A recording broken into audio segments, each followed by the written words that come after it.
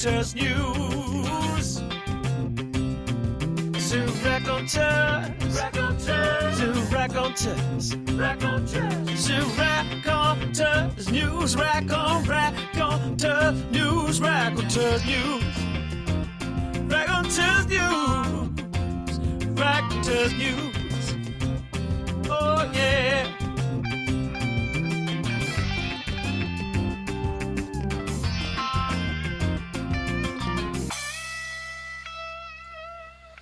And we're here to say some things about the shitty world we're living in. Thank you very much, Heath. That's the Tuesday intro. It's Tuesday night. Welcome to Raconteurs News. My name's Jason Holmes. You already know about me anyway, so we'll not go on about that nonsense. But I hope you're having a great day out. You've had a fabulous day. Do you know what? You know, when people say that, I sometimes think to myself, no, you don't. You don't even care. But I really, really do. I am being very ingenuous when I say that I hope you've had a really, really, really good day. One of the things, highlights of my day today, I think, was I went to Morrison's, which is Morrison's, which is not far from where I live, and I've got a disabled badge, and to be fair, since this other leg thing has happened to me, I've sort of tried to I've sort of inquired whether I can get an even more disabled badge, but it seems not. You're either disabled or you're not, but I can't get an even more disabled badge, so I think we'll just have to stick with the one that we've got. But I pulled it in today into a disabled parking space. And it was strange. This has happened to me before, but it's not happened to me in a long time. And somebody said to me as I got out of the car, "You don't look very disabled." And I said, "Well, you you don't look like a bigoted dickhead that's got no idea about anything. But obviously, clearly, you are. But so my disability is none of your concern. I've got this." I've got this disability, and you really need to do it. And it's the first time I've come across that in recent times, and it seems to be something that's getting a little bit worse whenever somebody sees you and they think, well, actually that guy's relatively young. I know I'm 47, I'm nearly 50 years old, but that guy's relatively young, and he doesn't seem to have a disability. So just a little bit. I fucking hate using this word, but mindfulness. Just keep your gob shut. Keep your gob shut. I also last night I talked about when I played up at Kilmarnock, and it's strangely enough today I was sat watching the TV, and there was a thing on Sky Sports, and it was Kilmarnock versus Falkirk in the Scottish Cup final in 1997. Now, when I went to Kilmarnock in 2003, the guy who scored the winning goal in that game was the bloke that was. He sort of gave us a tour and took us around the ground. I mean, when we went to, we arrived at Rugby Park. There's a hotel right next door, and we were booked in there. And then we went into Rugby Park and sort of we were given a tour, and it was really weird because there was a guy, and while we were walking round. This guy who'd scored the winning goal against Falkirk in the Scottish Cup final, he'd been taking us round everywhere, and then he showed us this big trophy in the trophy cabinet, and it was the Ayrshire Cup. The Ayrshire Cup. And he said, and we won, we get to keep the Ayrshire Cup because we were the ones to win it last. And so I said to somebody who was stood at the side of me, I just said, who? Oh, sorry. He said, we get to keep the Ayrshire Cup because we won it last against those who shall not be named. And I thought to myself, oh my God, who are those who shall not be named? So I asked the guy and stood next to me, and I said to him, who are those that shall not be named? And he looked at me with this, a really big bloke, and he looked at me with contempt on his face, and he went, Ayr United. And don't make me say it again. So I thought I'd bring that in from when I was talking last night about my exploits at Kilmarnock and playing football and that sort of thing. But anyway, let's get on to tonight. We've got a great show for you tonight. I've been looking for ages to get somebody on from one of the groups that are the trapping. I won't say trapping because that sounds like it's something nefarious. They're not doing that. What they're doing is, I think they're expediting people to be able to drop themselves in it. I think, and they are looking out for the good of our kids. And although my daughter's nearly 21 years old, but I still think that that people are very vulnerable, and they're looking out for our kids. And they are. And I've been asking around a few of these groups just to get somebody on to the show, but I've not been able to, but I have tonight, which is very exciting. So I'm going to just turn this volume knob up a little bit. So if somebody can tell me in the chat room whether it's okay or not, I'd like to introduce Kenny Humphreys from Hunters for Justice. Good evening, Kenny. How are you doing, mate? I'm not so bad. How are you today? Thank you for the opportunity. Listen, it's no problem whatsoever. I've thank you for the opportunity, because I really have been trying to get people on for quite a while that do this sort of thing, and I've not been able to. There's always been something. It's been quite difficult. So thank you for the opportunity. No worries at all. So tell us about your group and tell us how you got started. Sorry, say that again. I was just saying, tell us about your group and tell us how you got started. How long ago did you start? How did you start? How many people were involved? Just give us some of the bones. Yeah. Well, basically, Hunting for Justice, it's a group called Founder. It's a lady called Louise. She was previously in a team beforehand, which must have been about 5-6 months ago, maybe, with a couple of others who was found their own ways and gone their own ways now, and a couple of stayed together, and obviously they've decided to make their own team, which is going successful, going great. I've joined the team about 3-4 months ago. It's gone from about 3 or 4 to about 15, 16 plus. So yeah, we've had a couple of two stings, which has gone great as well. So yeah, basically what we're doing is just trying to plan stings the best possible ways we can. Keep everything above board, make sure everyone's well looked after. Yeah.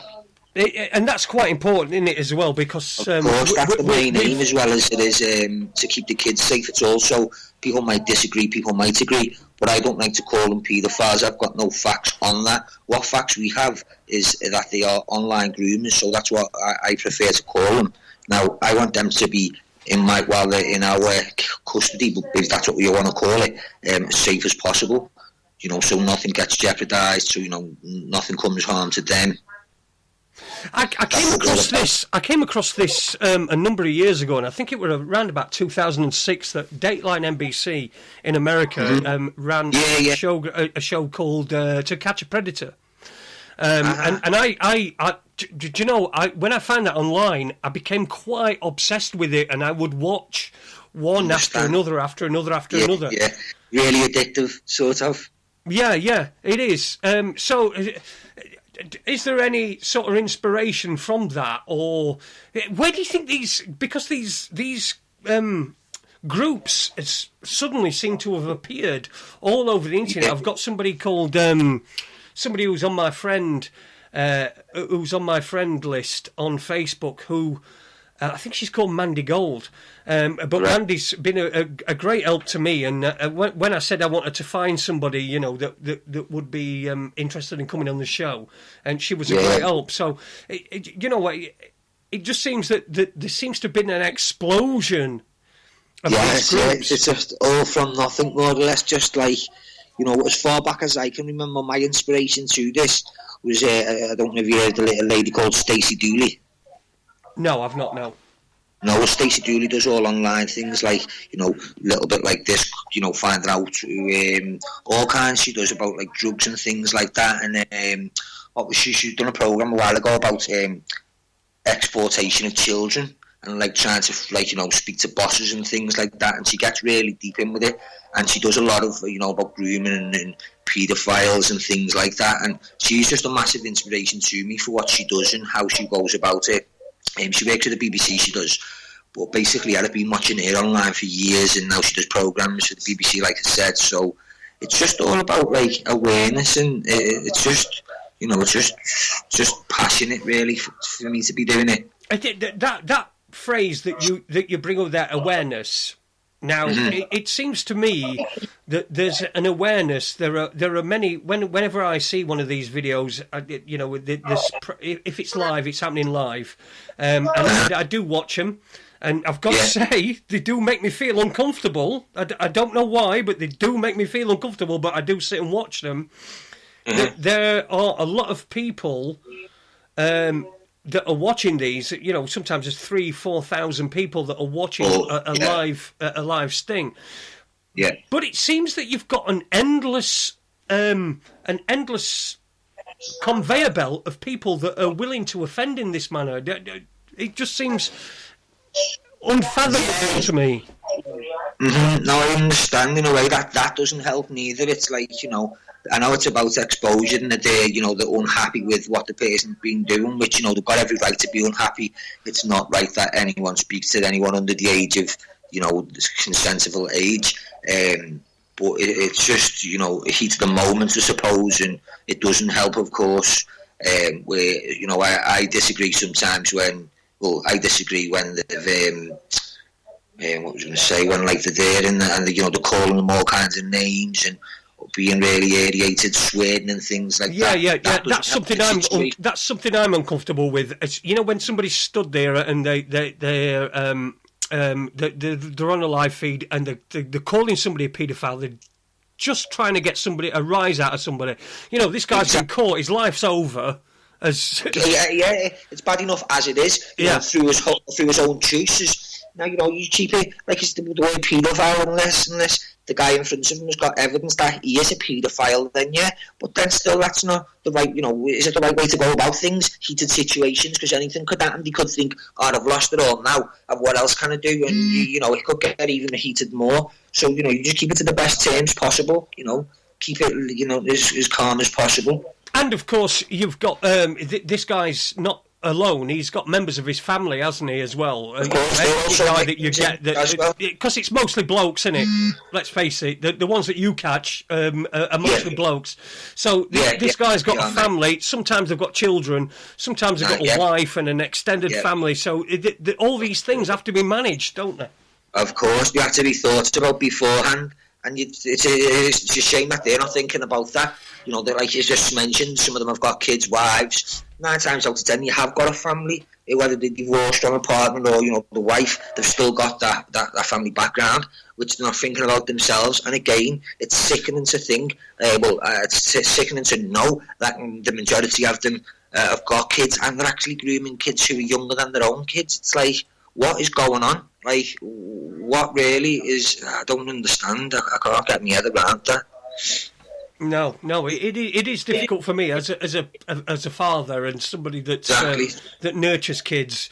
You know, you know, it seems so alien to me. And what sort of excuses do you get from these people? I was lonely. I was drunk. My account got hacked. But it's funny how they say that when they've never made a report up until them getting stung. Do you know what I mean? Sort of thing. It's like, well if my account got hacked, I'd be acting on it immediately. I'd be making a report of it to state, you know, me stuff being hacked, or if my bank card got stolen, or lost my bank card, I'd report it to the bank immediately. Not like, you know, if I got approached, there's been something like fraud on your account, I wouldn't wait for that to happen. You know, the excuses are poor. Like, I was lonely, like I said, I was bored or something, or it was just a bit of fun. It's like a bit of fun. Isn't a bit of fun having with your own age? like I've stated, like, you know, if you was lonely like myself, the guy was trying to tell me he was lonely. I said, so I'm lonely. He hasn't been in a relationship. I said, neither have I for 12 months. I was just corresponding with him, basically, relaying with him. And I said, so one thing you do, there's just one difference. I said, I don't go online and groom kids. I'm lonely. I haven't been in a relationship for 12 months. I said, I don't go online and groom kids. I said, why don't you go to the local pub, chat to one of the local ladies your own age, and go about life that way, instead of preying on kids, being a predator. That's another word that I like, that I will call them, because that's what they are in my eyes, the predator, online groomers. Yeah, and that I think that's what they called on NBC Dateline, that series. They called them predators, didn't they, rather than paedophiles, because they were targeting teenagers. Yeah, they prey on them. That's the right phrase is. That's what I prefer to call them, predators, rather than paedophiles myself, unless there is cast iron evidence that they have done it in the past, and still that's irrelevant to me, because I'm concentrating on what I've got in front of me.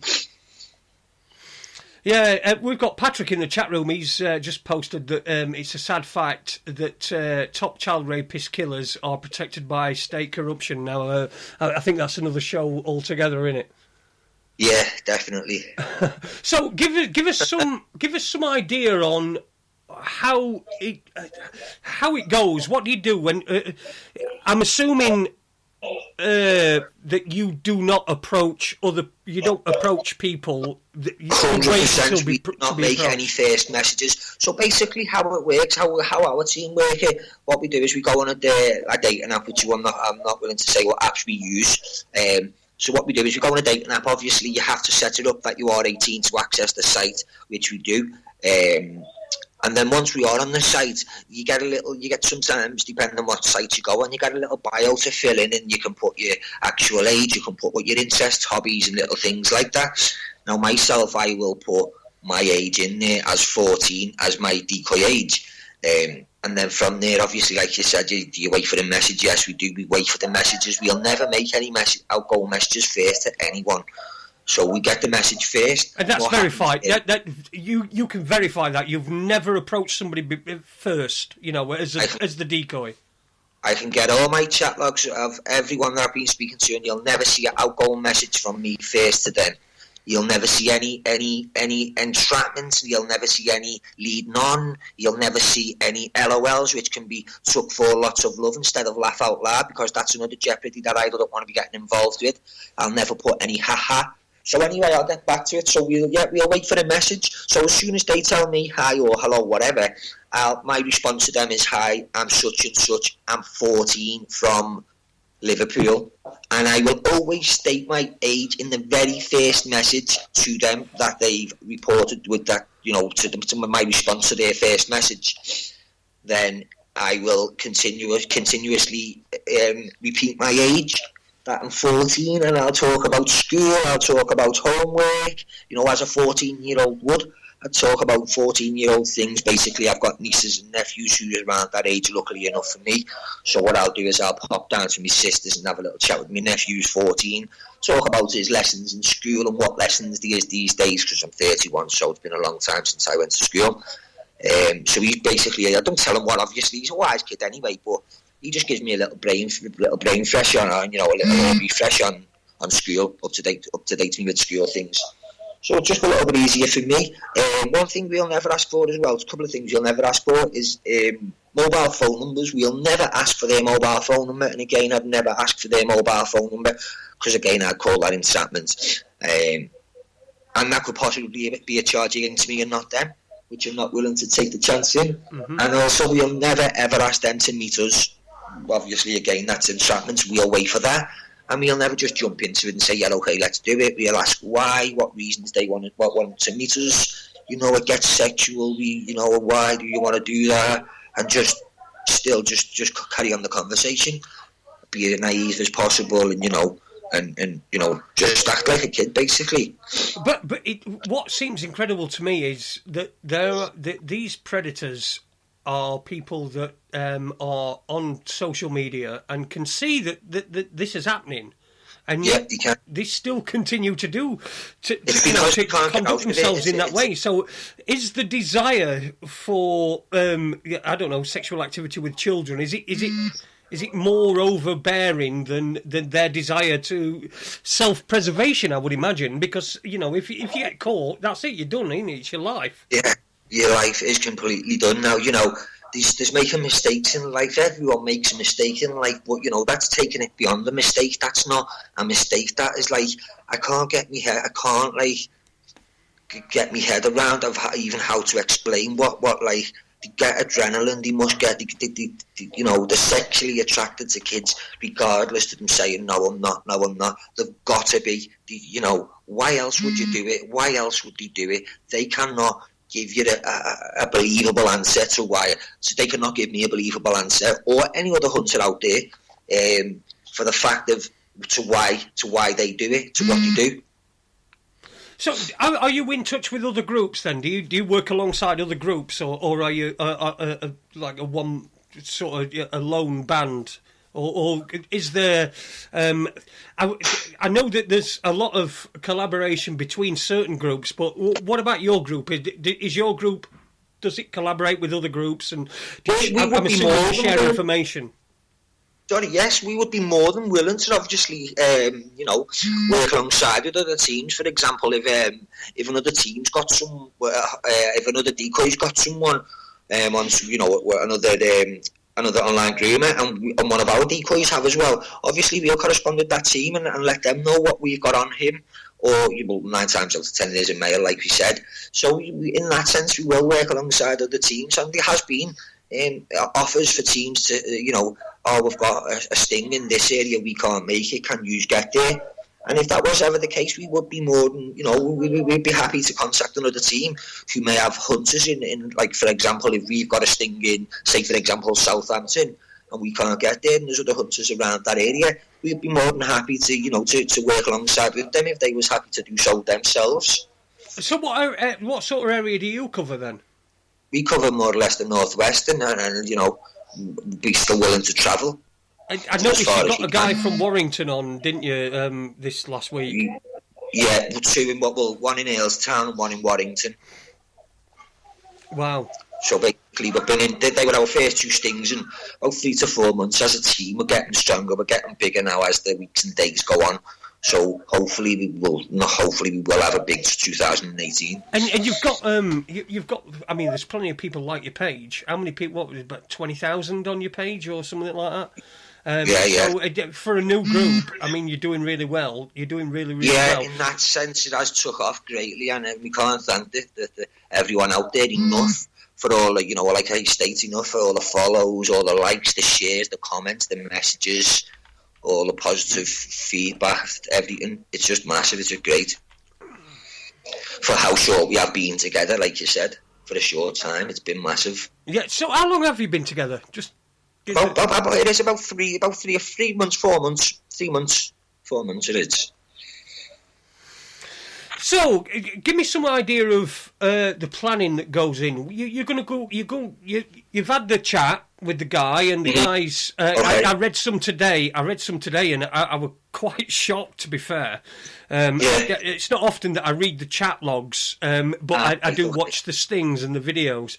But I did read the chat log today, and I was quite shocked at the amount of how quickly it escalated into a sexual conversation. So what would happen?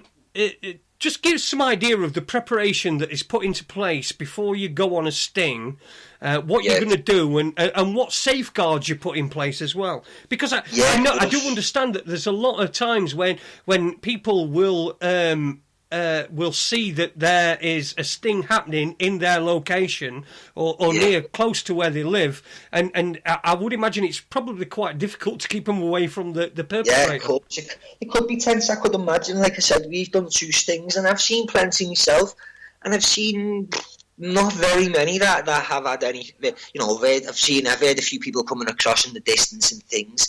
So basically, so as soon as we know that there's a meet about to take place, what we'll organise is like security, make sure they are security trained, they've got the SIA badges if needed, only if we think it is going to be a threatening situation. But going into it, anything could happen, so you've got to be ready for it, really. But hopefully it is as positive as it can be and as calm as it can be. And that's all in control. You know, there's only two people in control of that, and that's yourself and the person who you're going to meet. And I think that control could just come from how you come across, your body language, your attitude, and that can just make them feel more at ease and think, you know, and just sort of not take the mind off it, but still know that they've done wrong. And obviously we'll make sure the meets are at a discreet. We will try and get the meet at a discreet location. When I say discreet location, not like set away from anywhere, just mainly from like schools, you know, where there could be kids anyway from town areas. And we're getting to the point of, you know, like you said, if someone drives past and they see a sting happening and they know the area and they get on the phone to whoever and say, go and have a look at this or whatever, and people come round. Like, I'll use our one as an example. We was on one in Warrington and it did happen. About 3 or 4 lads come running down shouting words to him, and there was myself and 2 of the hunters there at the time. So I left the 2 of the hunters with the online groomer that we had, and I just walked up to the lads as polite as I possibly could and asked them, explained to them as quickly as I could, just off the top of my head. I was like, it's either this, you're going to assault him or whatever, get a charge for yourselves, and he'll walk away from court. He's been grooming an online 14-year-old, what he believes to be a 14-year-old. You can let us deal with it, call the police will take him and he'll be charged. And he sort of understood me, and still give him a little bit of abuse. I can't stop that from happening. You know, it's a public place at the end of the day, but what I did try my very best to do was protect the online groomer so he could get the right punishment, the required punishment, the necessary punishment. Yeah, that's right. I mean, we don't want yob culture, do we? We don't want this this sort of mob mentality where we're walking down the street with pitchforks and we're doing this thing. I mean, what you guys do, I've watched both your stings. And what you guys do, I think, is probably the best example, or one of the better examples, should I say. I've not seen everyone, but one of the better examples of how to deal with yourself, how to conduct yourself, and how to keep... because, you know, there's such... I see people commenting on these posts and they're saying, hang him... grab bollocks, do this, do that, do the other. But that's not going to do anybody any good, is it? It's just going to turn the perpetrator into a victim, and it's just going to make things worse. You know, the way that you've conducted yourselves, I have seen worse. Believe me, I've seen where the sat and they're going, yeah, dirty paedophile. Yeah. You know, you're this, that, or whatever. Or, you know, and I just don't think that helps. I think you've caught this guy, right? Yeah, so you've caught him out. His life's over anyway. So, you know, whatever you do on top is just irrelevant anyway. And a lot of them state that the footage could also be used in court.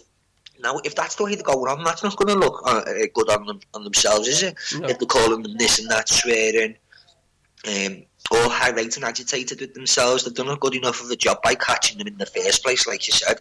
So just keep it up. And I know it's passion with some of them. They're really, really passionate, and that's how, you know, that's just their adrenaline, you know. And I'm not saying that's a bad thing or not, but, you know, I can just control myself by the way I do.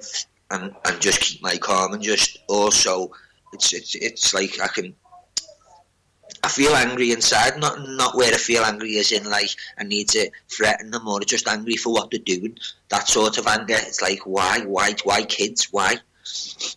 More upset as well. Obviously, you know, I've got children myself, and it's got family. I've got kids. It's not just about my kids. It's about everyone's kids in general. Well, if you're 31 years of age, which I think you mentioned before, you are 31 years of age, aren't you? You're at the age where you're going to have kids that are in the teen, either in the pre-teen years or younger or whatever. So obviously, I can see that is going to, because it would have wound me up somewhat chronic. And I think that if Facebook had been around when my daughter was of, you know, at a younger age. In fact, I call, for God's sake, I call some right crap up with my ex. when I thought something was happening to my daughter, and it was a family member of hers, and you know, it was that sort of thing that you know I was prepared to do because it was, well, I wanted to protect my daughter, so I can completely understand it's that. The only thing that comes to your mind, at the time. What else can I do? This is all I can do. Just like the abusers, what else can they do? They've got nothing else to do apart from type a few words, and they're angry. So, you know, imagine like a state. Imagine it was a real parent at the time of that meet, and not. Luckily enough for them, us hunters. So you know they do want to. They are really, really lucky that it is hunters, and you know doing the right thing and keeping them. If the people, keeping them protected only for the time being as well. They're in our custody or care, whatever you want to call it. So I suppose that's the best case scenario for them, is to be caught by somebody who is.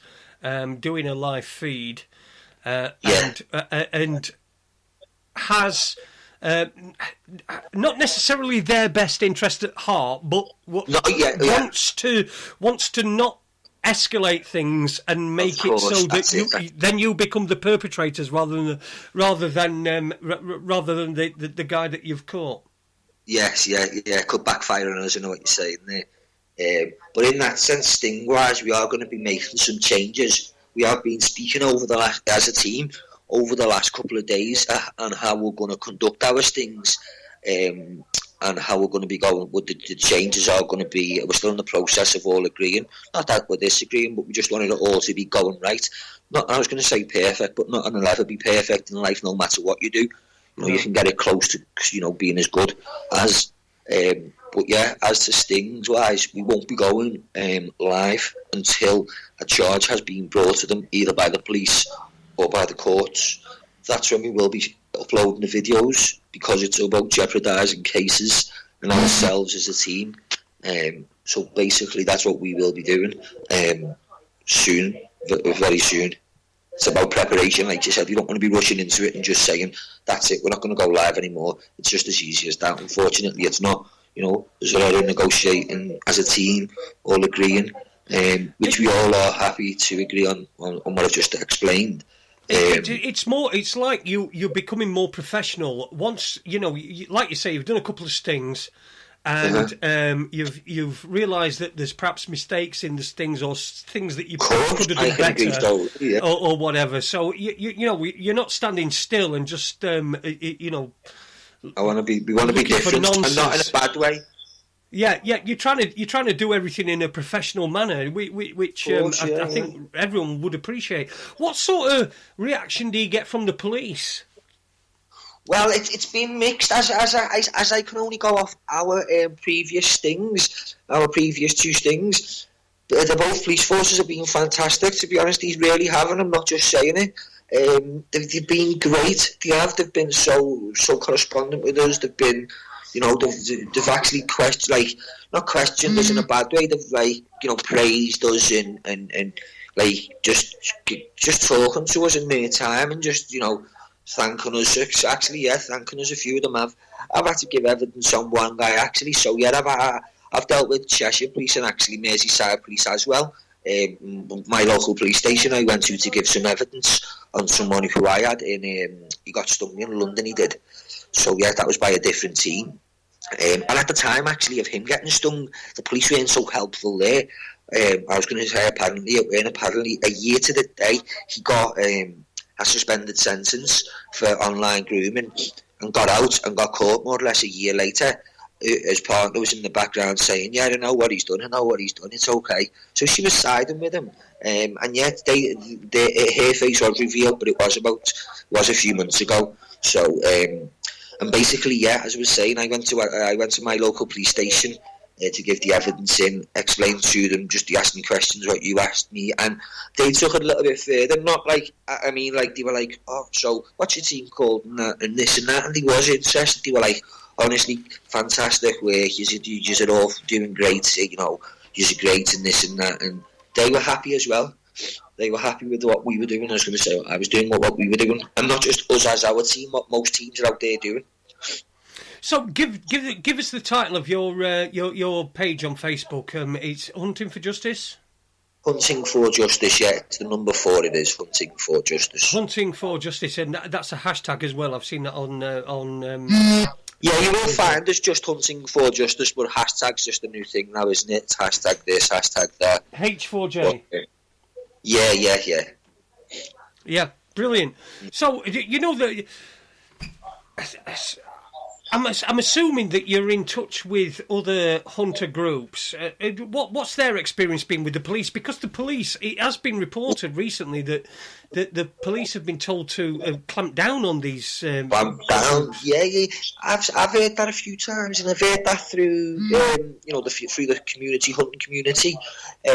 But I've never seen any. But then again, I've seen a few hunters post letters, and they've actually had threats by the police to tell them to stop doing what they're doing. Otherwise, there will be further action.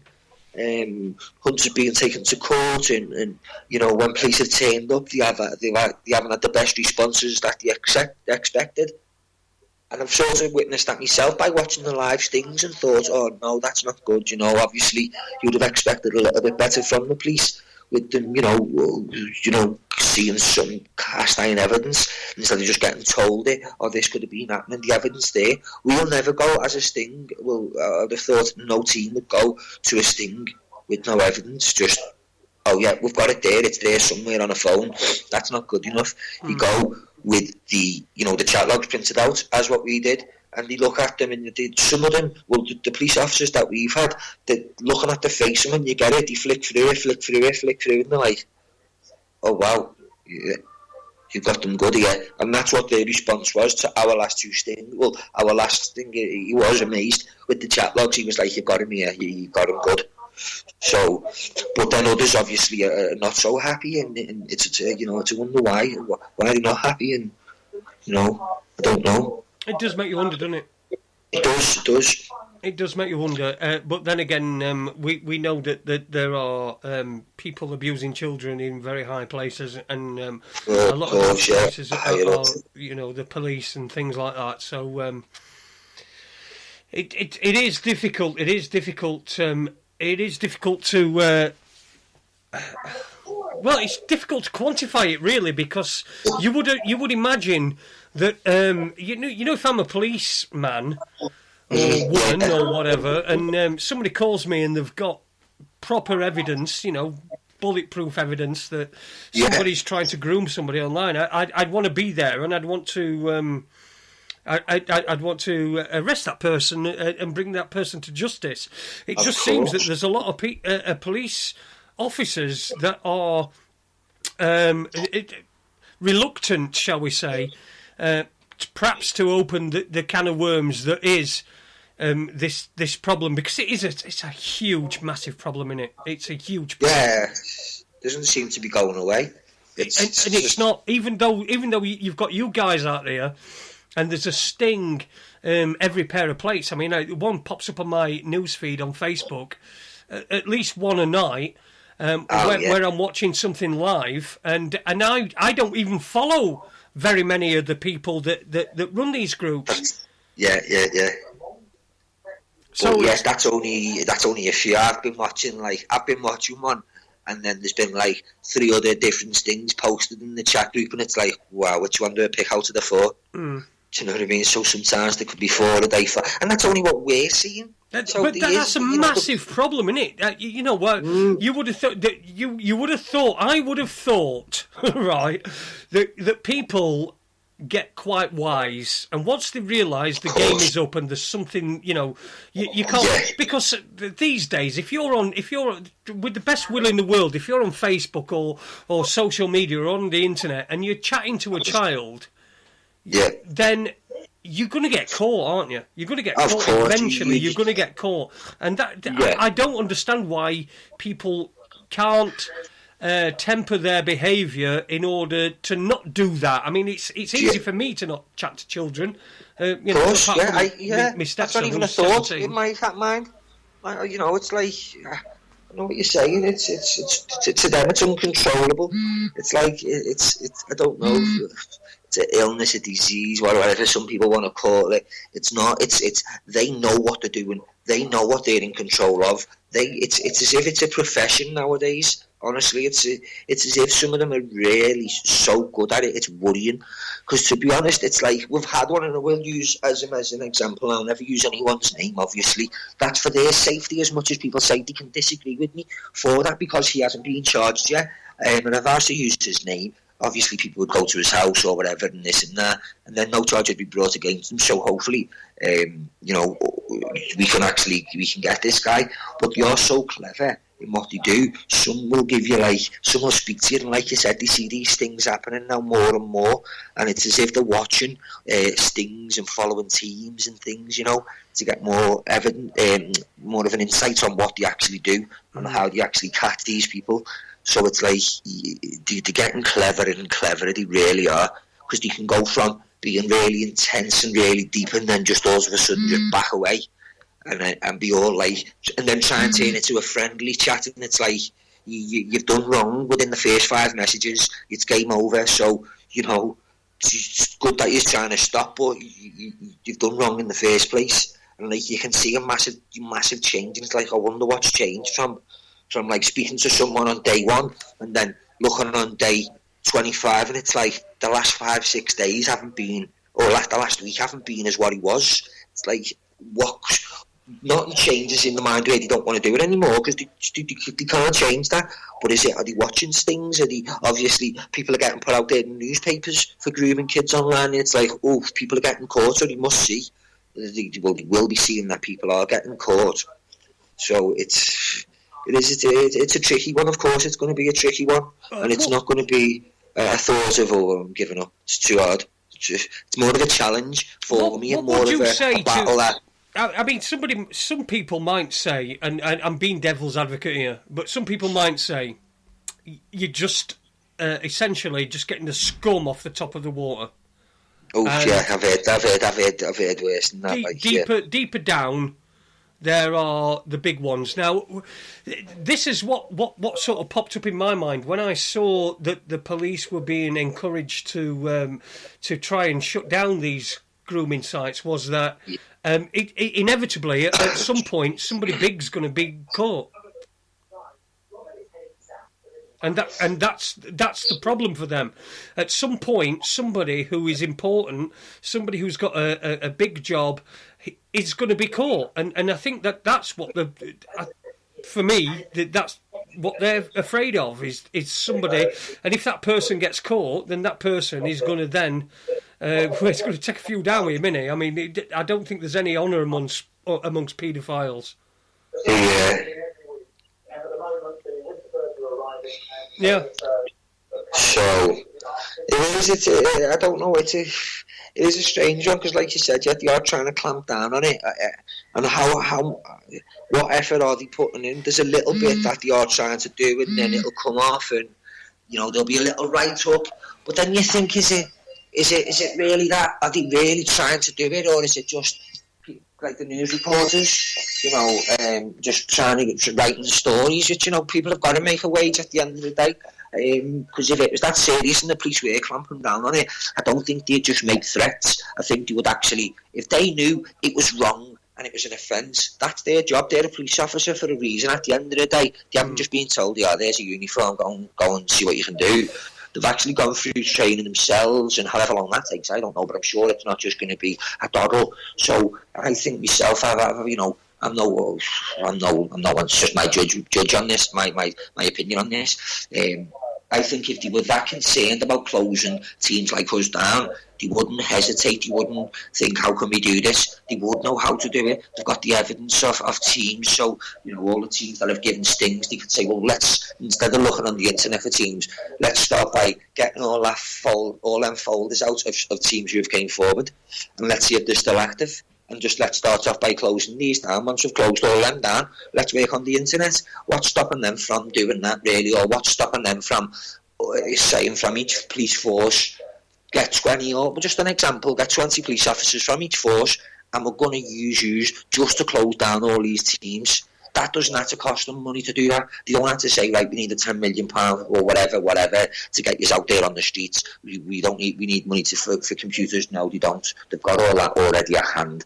So that, like I said, that is just my point on that.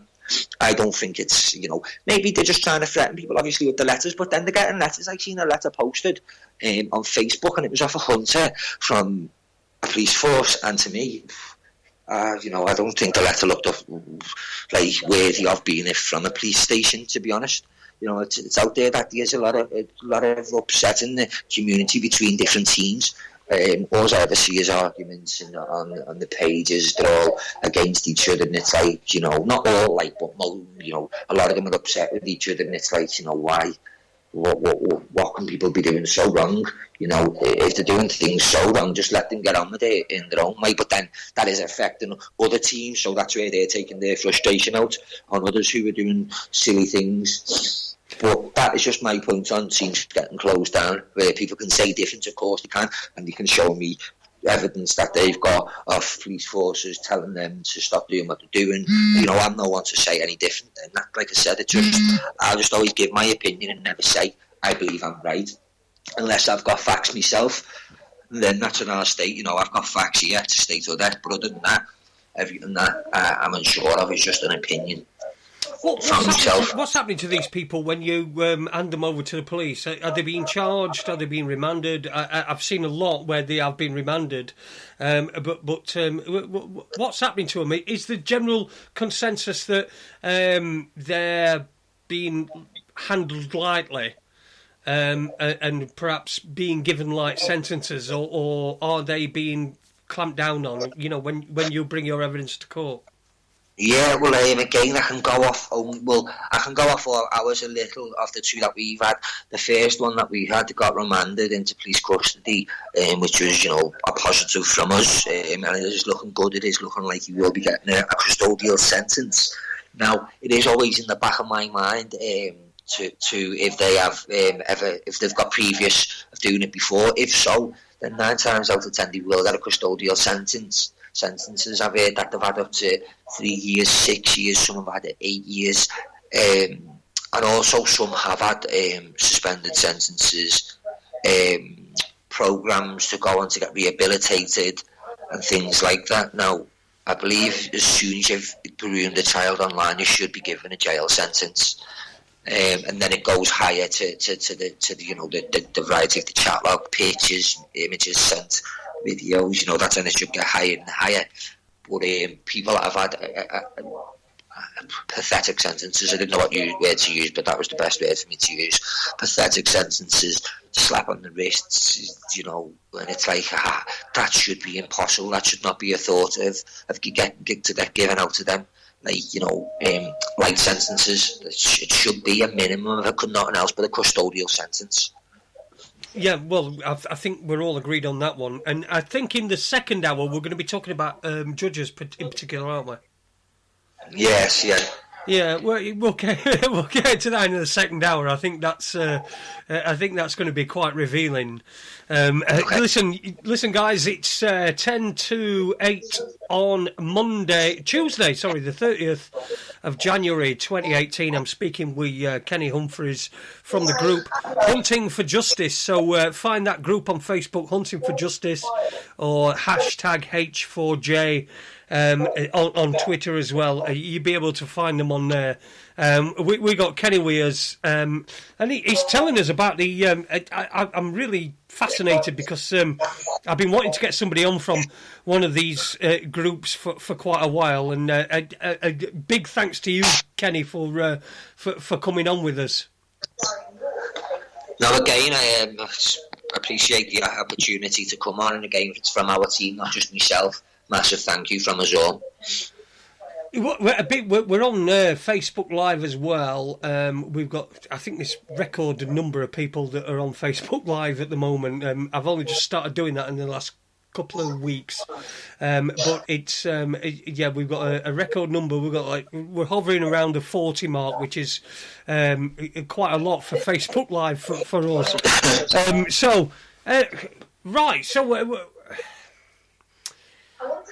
What do we do about it? How do we stop it? Because ultimately, it doesn't seem that we're stopping predators from targeting our children. And don't forget, I might sit here and say, my daughter's 20 years old now, so she's okay, and that's all fine. But I'm going to have grandchildren eventually, I would imagine, at some point. So how do we stop it? Well, we can only carry on doing what we're doing as a whole, and not just as our team. And once it's out of our hands, it's down to then the so-called justice system to make examples out of them, and make them realise that if you prey on kids and speak to kids online, you will be made an example out of, and give them a sentence that's worth giving them. Not even 3 years, 6 years, 8 years. That's not enough. People get that for murder these days. It's like, even for murder, what you get, it's meant to be life for a life. I don't believe take a life and if you kill someone to take their life. That's not the way forward. But take the life by putting them in jail for the rest of their life. And it's not even sad to say, but let them come out in a box, and then they have this funeral. But a life sentence should be a life sentence. Send them to jail for the rest of their lives, and then see how it stops. Then see if people want to take the chance in grooming kids then, because I very much doubt they would. That would be the only example to make, and people might say that's a bit but no, it's not. Look at America, how they give out punishments for any type, and if you want to talk about grooming, then they do make an example, and they sentences up to like 2 life sentences with like 600 years added on top, or 200 years and things. It's like, wow. And a life sentence over there is a life sentence. Yeah. So the only thing that I'd probably argue with you on that, or disagree with you on that, is that I think that there is in everybody.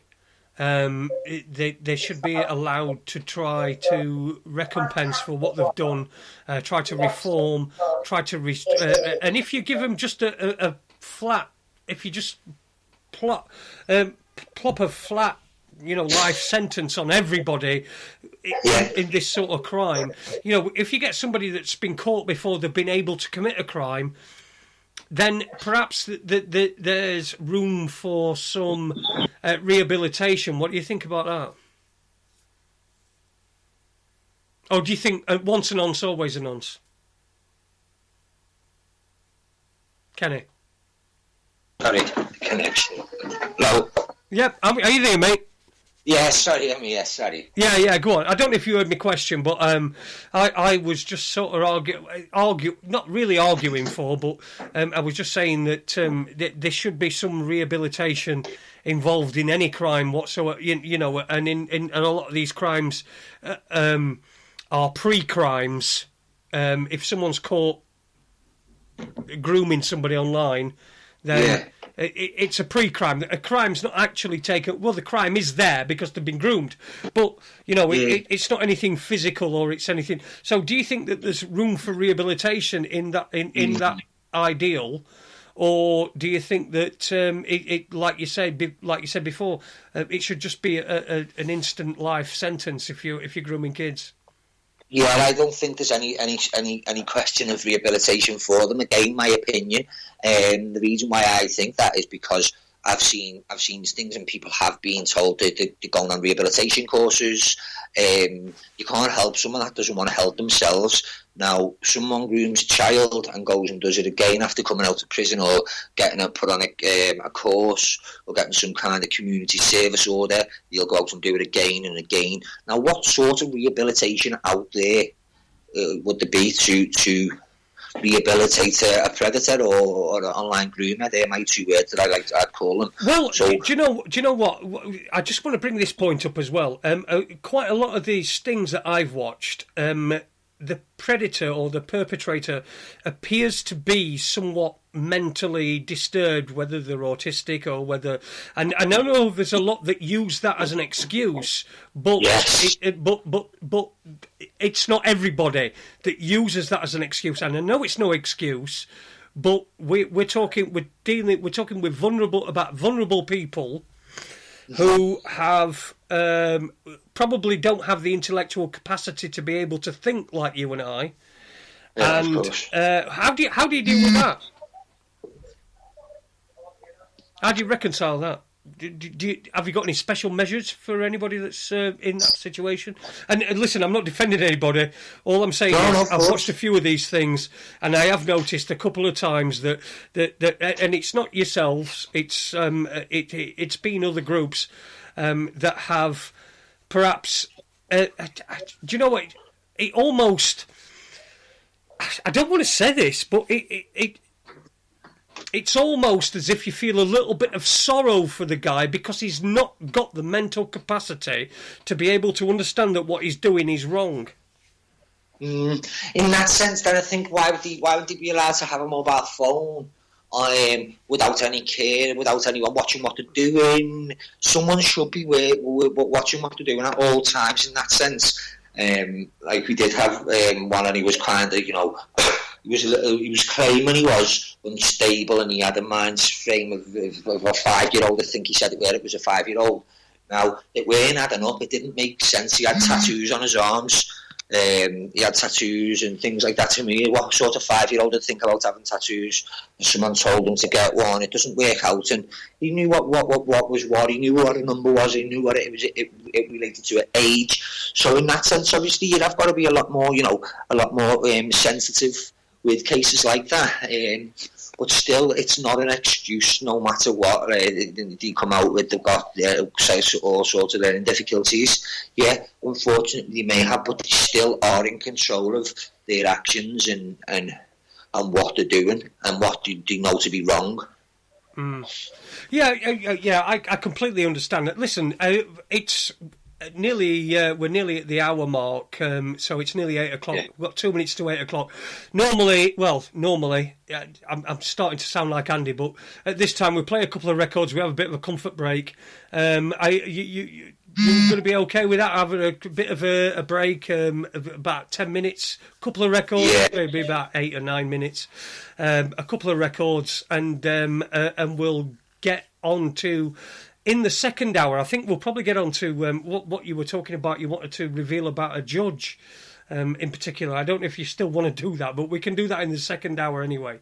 So you're listening to Raconteurs News. I'm Jason Holmes. It is Tuesday, the 30th of January 2018, and I'm speaking with Kenny Humphreys from the group Hunters for Justice. So that's H4J, that's hashtag mark H4J Hunters for Justice. You can find him on Facebook. We'll be back after these two records. You're okay to stick around with us, aren't you, Kenny? Yeah, that's fine. That's not a problem. Yeah. All right, mate. Well, okay. Well, what I'm going to do is I'm going to just mute our microphones, play a couple of records, and we'll be back in a minute. All right. Right. Okay. Fantastic.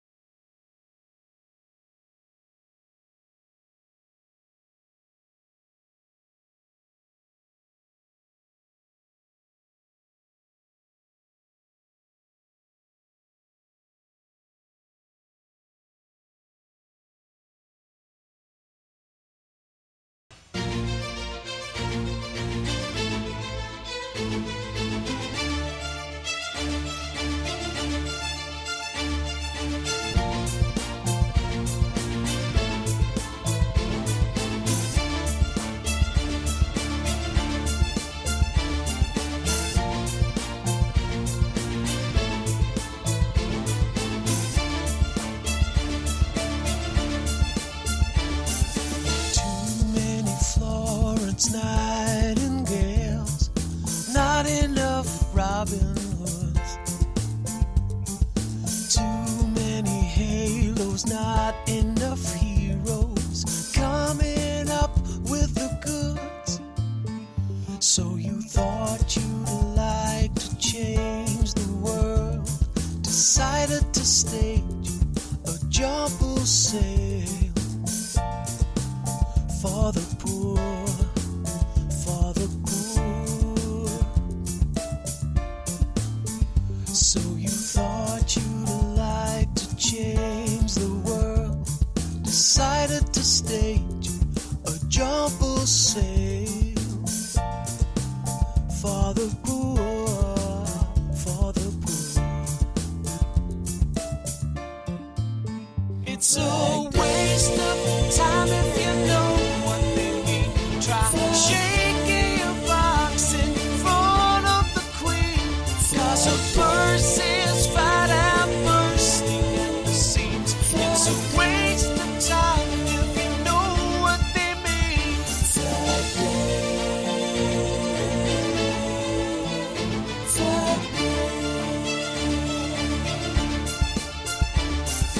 Too many hands and too many pockets, not enough hands-on hearts. Too many ready to call it a day before the day starts.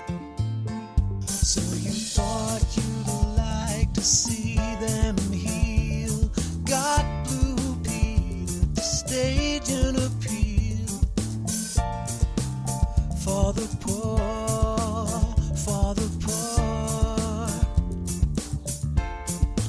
So you thought you'd like to see them heal, got Blue Pete at the stage and appeal for the poor, for the poor. It's a waste of time if you know what they mean.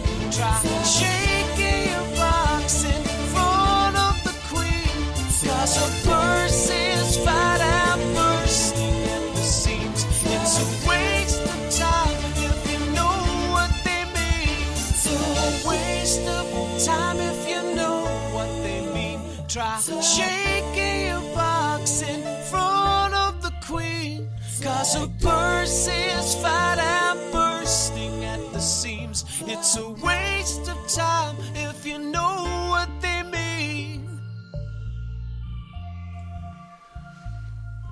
And welcome back to Raconteurs News this Tuesday evening. It's the 30th of January 2018. It's 7 minutes past 8 o'clock at night tonight, and we've got our guest Kenny Humphreys from the group Hunting for Justice. Hunting for Justice. Fucking hell, it's just completely lost my mind there. Hunting for Justice, it's on Facebook. Go and check it out. Go and find them. They've got tons and tons of people that follow them and their work as well. So, and we're really, really pleased that we've managed to get one of these groups, this one, the best one of them, to come onto the show on Raconteurs News this evening. How are you doing, Kenny? Are you still there, my friend? I'm here, yes, I'm here. Oh, yeah, you're here.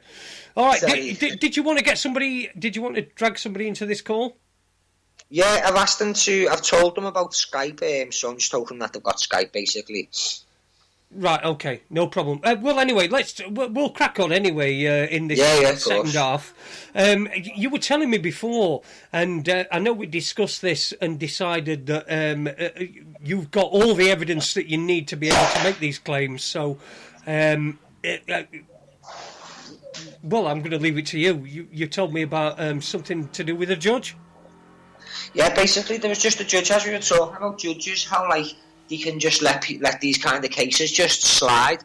Now, I can't even understand and say, oh, yeah, you know, one case can be you know, a let go. I just don't believe there's anything that can be put under the matters when it comes to grooming kids online. Everything needs to be thoroughly looked into strongly and not just pushed aside or just like 90% of effort. Now, there's a Judge Cottley's called that. There's just ridiculous sentences he's given out from.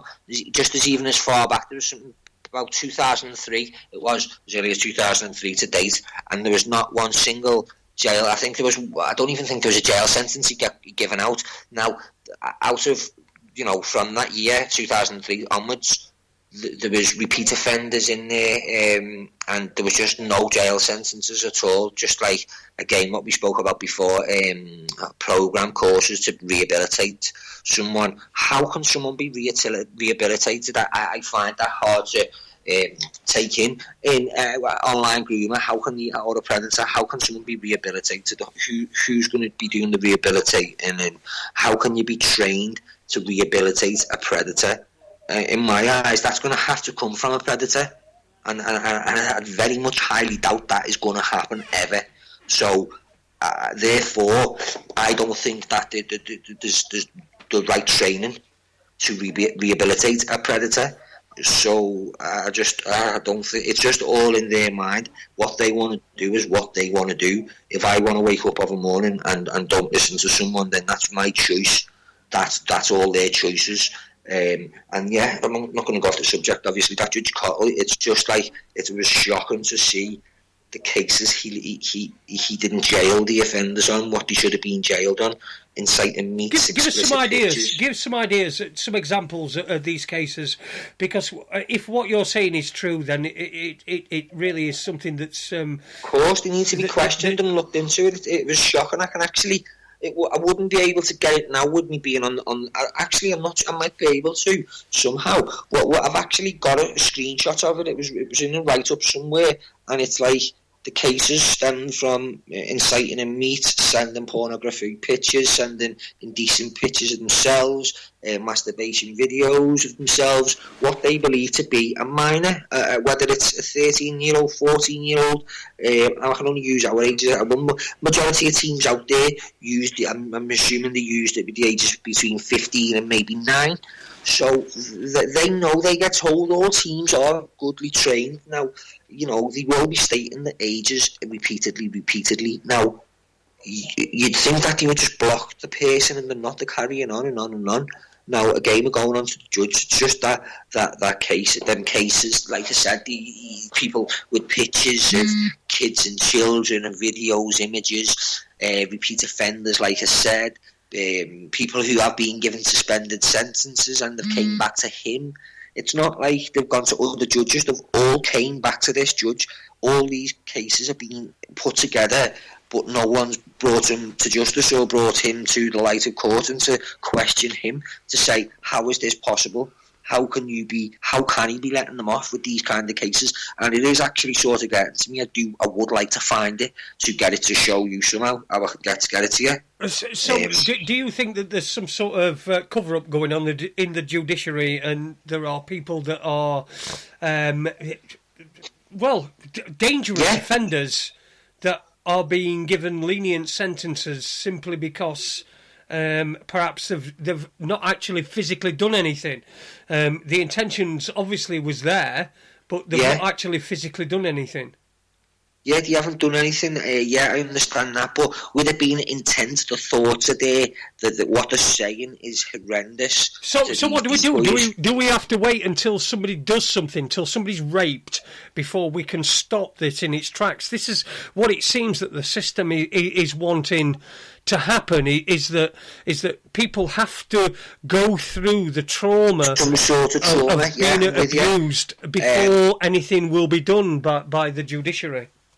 Course, and that the justice systems are let down there as well, because it's not a nice subject at all, and it's not at all. Now, the word rape is not nice at all, and for it to happen, anyone should be thought about. Do you think that they're protected by the justice system if the person is brought to court?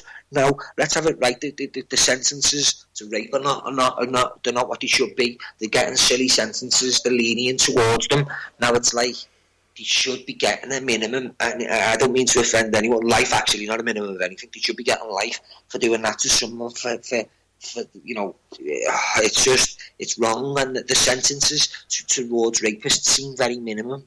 Like, they don't seem harsh enough, and because they keep reoffending. So is it harsh enough that they're getting, or is the sentence harsh enough? It can't be, because they keep getting out and doing it again, and for them some to do it twice over, it's like, how is it possible? What where's the justice? There's no justice. The victims have just been left to just to be told basically carry on. He's just being jailed for 2 years. Would you advocate really long jail sentences for people who are repeat offenders? In other words, somebody who gets, perhaps somebody can. I don't really want to put myself into this position, because it sounds really bad. But perhaps somebody who does this sort of thing and then realises the error of their ways. And goes about the rest of the life as a useful human being.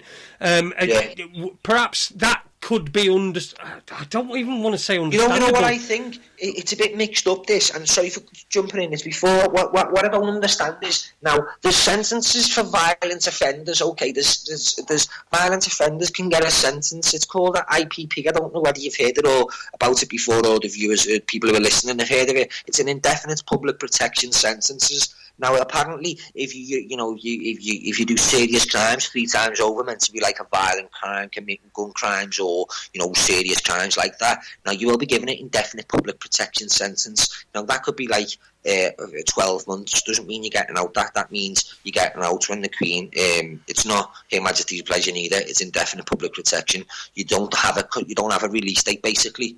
Now, you could call that rehabilitation. Not a 20-day program rehabilitation. Now, that's what they should get. Repeat offenders should get an indefinite public protection. There's another one, EPP, extended public protection. On that, if you get example of 4 years, you do the whole 4 years. That's what they should get minimum. They should get extended public protection sentences. That doesn't mean they're getting protected from the public for the benefit of the good of their own benefit by saving the whole sentence. Whereas if you get 4 years, I believe it's only half the sentence. You save half the sentence. Now, for normal convictions, whatever, I don't know, if you have a fight, I don't know, but for them anyway, for online groomers and predators, I believe they should get extended public protection sentences where they have to serve the full term. If they're repeat offenders, they should get IPPs where they don't get a release date. They just get indefinite public protection, and they don't get out until they're deemed fit enough to get out, basically. But who deems them fit? The problem I've got, right? Okay, to be fair, I've not even got a problem, but I'm trying to play devil's advocate. Now, when you're doing these online stings, and somebody is making suggestive remarks to somebody that they think is under the legal age, under the age of 16, yeah. Yeah, if they.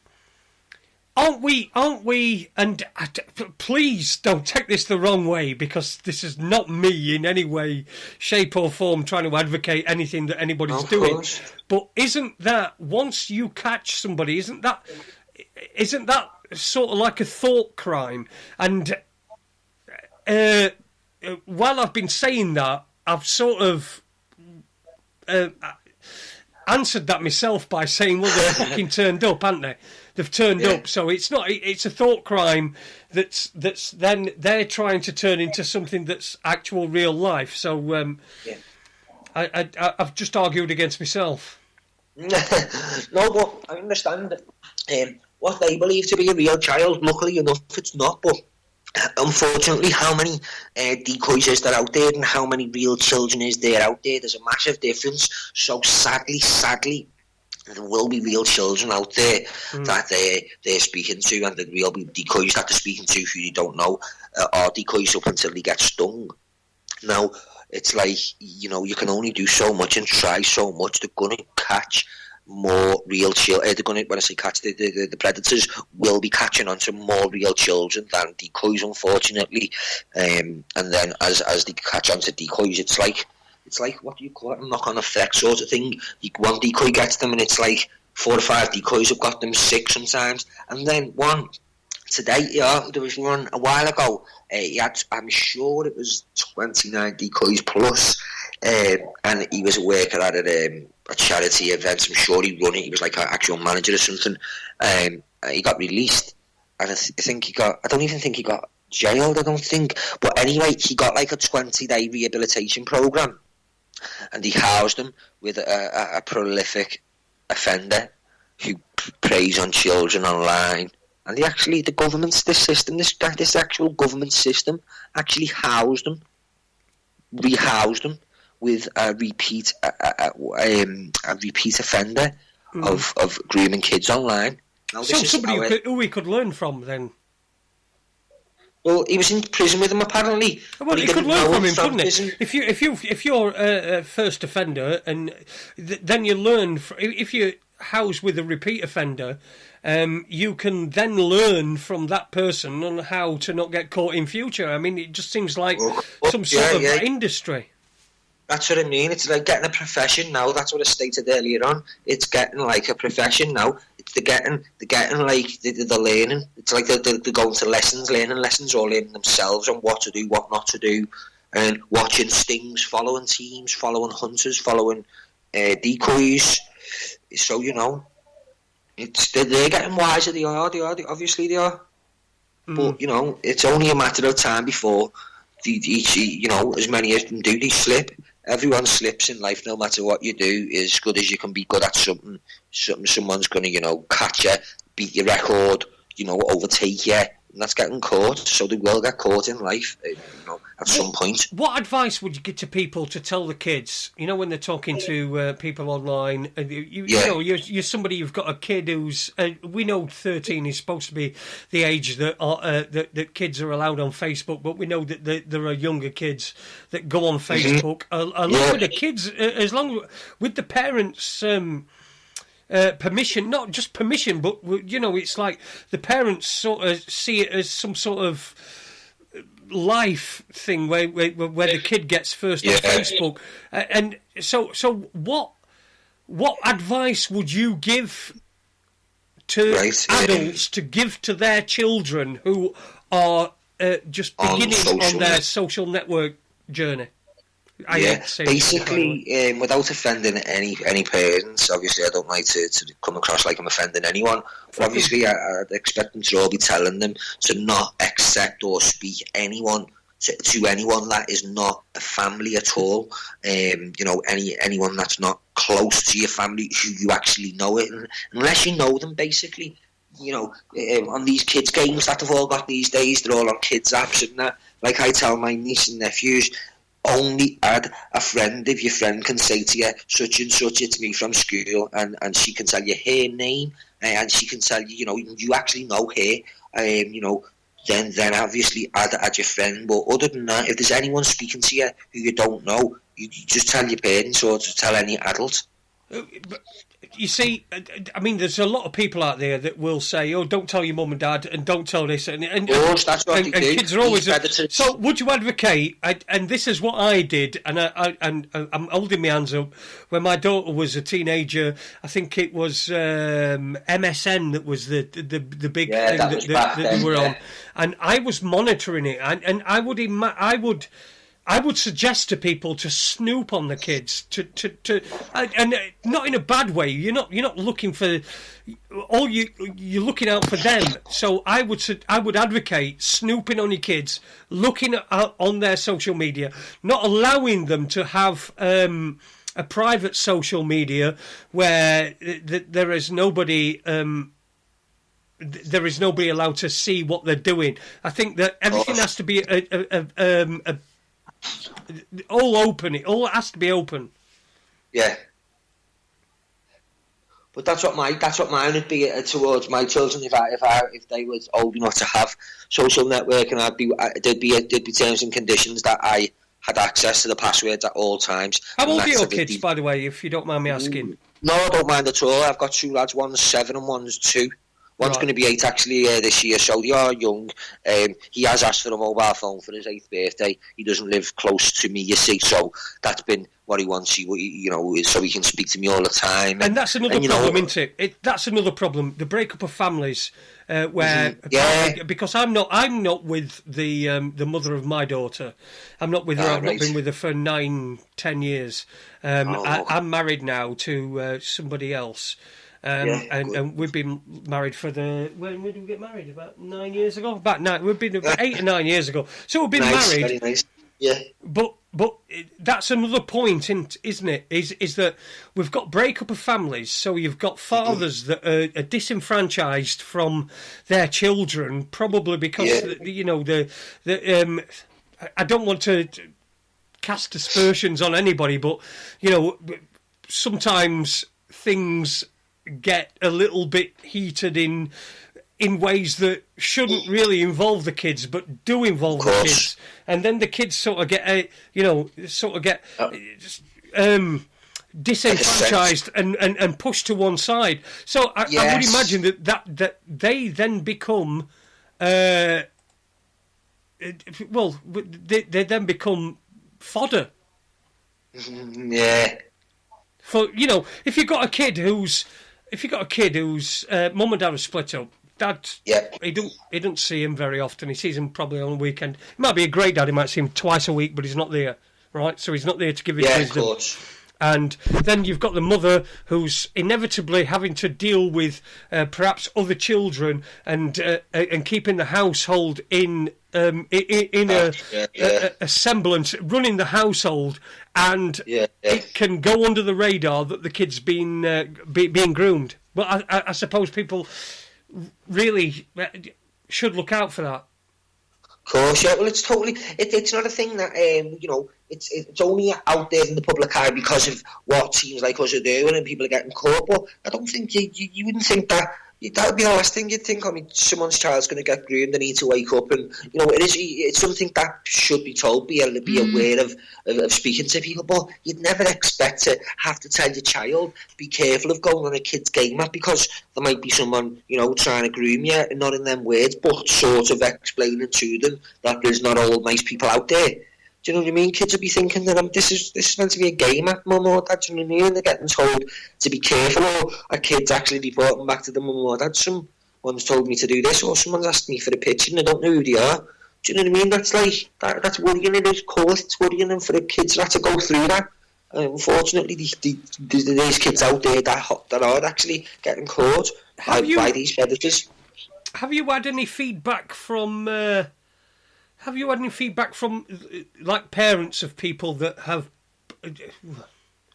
been groomed or whatever? I know that most of the time they're mostly decoys, but have you had any feedback from parents of kids that have perhaps been targeted in this way? Yeah, yes. Well, we have. We've actually one that we've had arrested real life parents, like we are talking about. Yeah, so they've come forward to the page and are more than willing to give more evidence to the police, which it's not being disrespectful, it's no good giving it to us, it's out of our hands. So that's where we're stating changes are coming from our team.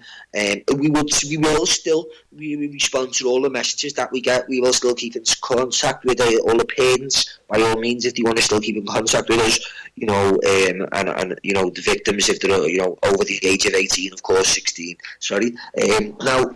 And that's what it is. They're like, once they seen a little bit of information about this guy, they were like, more was coming forward with more evidence, stating it was solid evidence that he had in it. They're just like, oh, I heard this, I heard that, and it was adding up, like evidence from different sides of people, and it was like it was all matching. He was doing the same thing to obviously girls and boys, like looking up girls' skirts in school, and he'd do it again somewhere else, and he'd been somewhere and he couldn't take his eyes off a boy because apparently a little boy, a lad 14, 15, went to an event, like a kid's event, and went home, told his mum he felt uncomfortable. There was this strange person staring at him, his words. So his mum decided to go with his son the following week. And he went to the same spot the kid went to. The kid was at the following week, And the actual parent was like, he was looking really, he just couldn't take his eyes off him, and he was more or less staring right through him. And it was the guy that we actually stung. But that's not the only person he has been. Honestly, it's been like mind-blowing to think how many people that have came forward to then they're more than happy to give whatever evidence they do need, because they actually know he is a danger, and he must be a danger because it's people from all this area, and it's parents who have got like a 9-year-old boy, you know, and that was the youngest age that we spoken about, and not with that went with the predator. That was with someone from our team spoken to her parents, and you know, she told us that, and she's more than happy to give evidence if she does need to. But there's been a massive response, a big response from parents, and then again, even seeing from other teams things, you see people's comments, and you see people commenting on pages saying he's this, he's not this, he's not. I know him, but you know, people don't just choose to pick on people for nothing. They've got evidence to state otherwise. Yeah, of course. How many how many pokers have we got in the fire at the moment? Have you got? I'm assuming you've got, as a group, you've got a number of members on the hook, as it were. Not members, but predators. Sorry, what was that? I was just saying, what you got? Have you got anything on the back burner at the moment? Have you got any predators that you are wondering? I just want to sort of get a little in the pipeline. Do you mean? Sorry, yeah, we've got a couple in the pipeline. Like, that will be due to be getting stung soon. Also. But, I don't expect you to tell me anything about him because we don't want to. Of course. No, I just wanted to make sure I heard the right question. You'd asked me the right thing, and I ain't going off. But yeah, we have got a couple, you know. But like I said, with the changes that we are willing to make, we are delaying it by like, you know, with the few that we have got, maybe like telling our decoy, tell them you're going on holiday. Well, not holiday now, obviously, with it being, you know, with it being back to school and things, but we're going on a weekend away and things, just to delay it for the simple reason of so we can approach this thing the best possible way without going live like we normally would. So it's about approaching this thing and conducting it the best possible way as we can professionally. So yeah, we don't want to just do this thing just because we do have a potential sting on and go live. And are you actively trying to recruit members, decoys, that sort of thing, so that you can? Because if you are, then we can give you the platform to be able to appeal to anybody that wants to be, a decoy or whatever. Yeah. Well, we have been over the last, you know, we do now. We do look for hunters and decoys. Obviously, hunters must be willing to drive, and they must be able to drive, and must be willing to travel. Obviously, part of what hunters do. And decoys, I could ask actually. Could ask the team maybe and see what they think. But I'm sure. We are, like I said, we are looking to expand and keep it going. Well, we'll give you any support that you need, and we'll put appeals out if anybody's in the northwest area and wants to get involved in this, whether it's being a decoy or going on one of the stings or whatever. Just get in touch with the page, which is Hunting for Justice. Hunting for Justice. And that's on Facebook, and it's also a hashtag on Twitter as well, hashtag H4J. So it's Hunting for Justice with a 4 in the middle. So get yourself on that page and offer your services. So, well, I think we've got about half an hour left. What would your message be to people? I mean, there are a lot of people that have views on this way of capturing people this way. What would your mission statement? What would your outright? I think Adi would probably call it an elevator statement. What justifies what you're doing? What justifies what we're doing is actually seeing them getting taken away, and watching them getting arrested, and That's always we can hope for, really. Nothing justifies what they do, so it's just catching them and getting them taken away. Well, yeah, absolutely. Fucking listen. I watch these on a regular basis. I get them when they come up on my Facebook. I don't have Facebook on any of my mobile devices, but when I do sit down in front of my laptop or whatever, and a live one comes on, I do watch it, and I find it strangely. I find it strangely compelling, but I also find it very difficult to watch.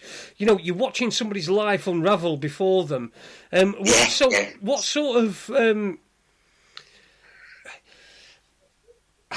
sort of measures do you put in place to deal with these people? Because it is really difficult to be able to deal with them. You sat there waiting with them oftentimes for quite a long time before the police arrive. Yeah.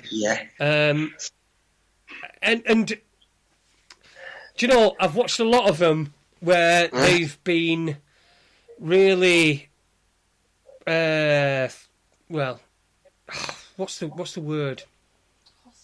Hostile, yeah, hostile towards them. How do you refrain yourself from being hostile towards these people that, especially when you've read the stuff and you've probably read more than what we see? How do you stop yourself from being hostile towards these people? Basically, no, that's a good one. I was waiting for that. It's just knowing that the calmer I be, the better it will go if needs to go to court. And it's just, I've always thought about life as in, like, what am I getting from calling these people names? I know they are the lowest and low. You can't get no lower. But what am I actually benefiting from? What am I going to gain from that? Am I going to gain anything from that? Anything positive? No. All I'm doing is angering myself, putting more negativity into myself.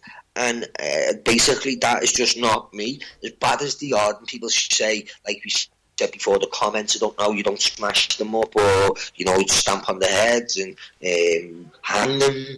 You know, they're not even thoughts that's going through my head on them face to face. Even though, you know, from what chat logs I've had, and from the chat logs I've had myself from them, and it's like, it's just, I just, you know, I think when I go on, I just try and, like, clear my mind and just.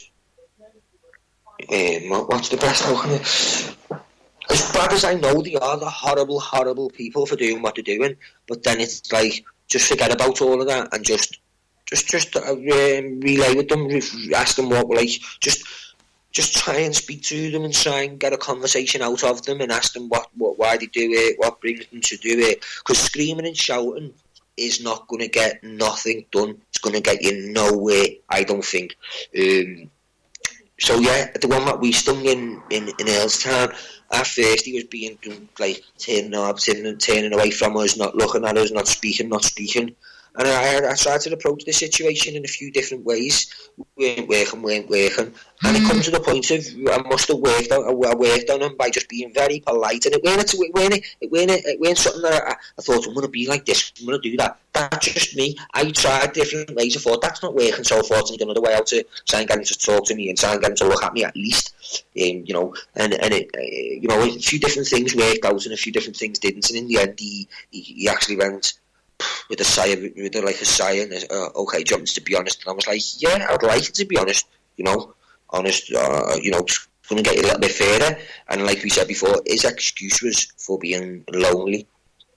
And I was like, I'm not, surely you haven't just took half an hour, 45 minutes, or whatever long to tell me that, just to come up with that.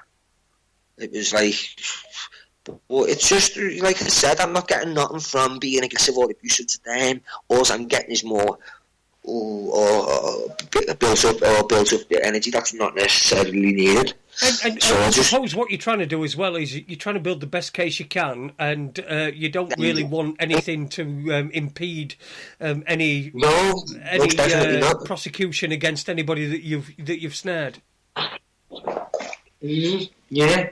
So yeah, again, because that could jeopardise it. Like you said, coming across all hostile things. It's about having a smooth, strong case and looking good, sounding good.